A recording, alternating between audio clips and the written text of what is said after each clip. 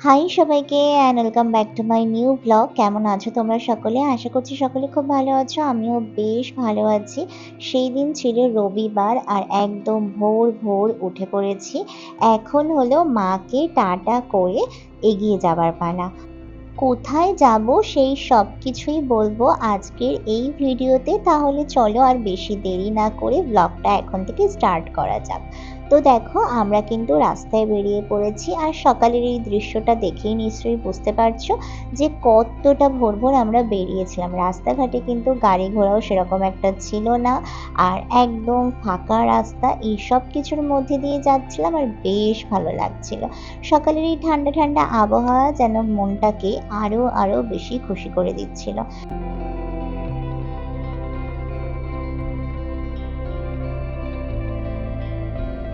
এমনিতেও আজকে যেখানে যাচ্ছিলাম, মানে সেই দিন যেখানে যাচ্ছিলাম সেটা নিয়ে আমি ভীষণভাবে খুশি ছিলাম।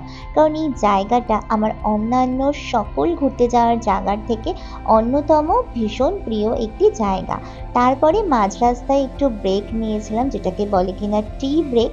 তো এখানে একটা ভালো সুন্দর চায়ের দোকান দেখে আমরা বসে পড়েছিলাম। আর এখানে আর্য আমার মুখে ছাতা পড়ে গিয়েছিল, সেটা নিয়েই কথা বলছিল। ছাতা মানে ঠিক বুঝলে না নিশ্চয়ই। এতটা জার্নি করে আসাতে আমার পুরো ফেসে একটা ধুলোর আস্তরণ পড়ে গিয়েছিল, আর সেটাই আমাকে বলছিল।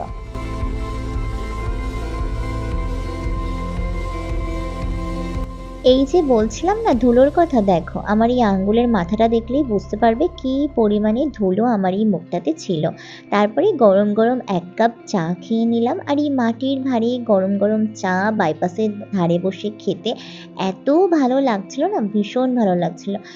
সাথে একটা বিস্কিটও খেয়েছিলাম। অন্যান্য দিন হলে আমি এই বিস্কিটটা খাই না, কিন্তু সেদিন যেহেতু অনেকটা ভোরবেলা বেরিয়েছি আর একেবারে খালি পেট ছিল, তাই ভাবলাম চায়ের সাথে একটা বিস্কিট খেয়েই নিই। তো সেখান থেকে খাওয়া দাওয়া কমপ্লিট করি আমরা সোজা আবার বেরিয়ে পড়লাম নিজেদের গন্তব্যের দিকে। আর দেখো কি সুন্দর ফাঁকা একটা রাস্তা, যত দূর তাকাচ্ছি শুধু চোখটা সবুজে আর সবুজে ভরে যাচ্ছে। অপূর্ব মনোরম ছিল এই সুন্দর দৃশ্যখানা। আর দেখো দেখতে দেখতে আমরা আমাদের ডেস্টিনেশনে পৌঁছেও গেলাম। আমরা গিয়েছিলাম কিন্তু মায়াপুরে। এই যে দেখতে পাচ্ছ মায়াপুরের মেইন মন্দির, এই যে যেটা নতুন যে বড় মন্দির হচ্ছে। আর তারপরে সেখানে পৌঁছেই আমরা আমাদের সকালের ব্রেকফাস্ট করার জন্য চলে গিয়েছিলাম একটা নিরামিষ কচুরির দোকানে। তবে সেই দোকানে কচুরি ছিল না, ছিল হলো লুচি। হ্যাঁ, আমাকে যত দূরেই নিয়ে যাও, যত সুন্দর পরিবেশেই নিয়ে যাও না কেন, এই মায়াপুর এই জায়গাটা যেন আমার ভীষণ মনের কাছের একটি জায়গা, এবং এই জায়গাতে আমি বারবার আসতে পারলে ভীষণভাবে খুশি।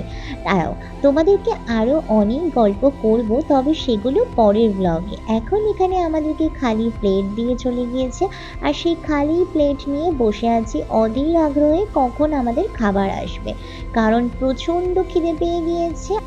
আর ঝটপট খাওয়া দাওয়া সেরে আমাদেরকে তৈরি হয়ে কিন্তু মন্দিরেও চলে যেতে হবে।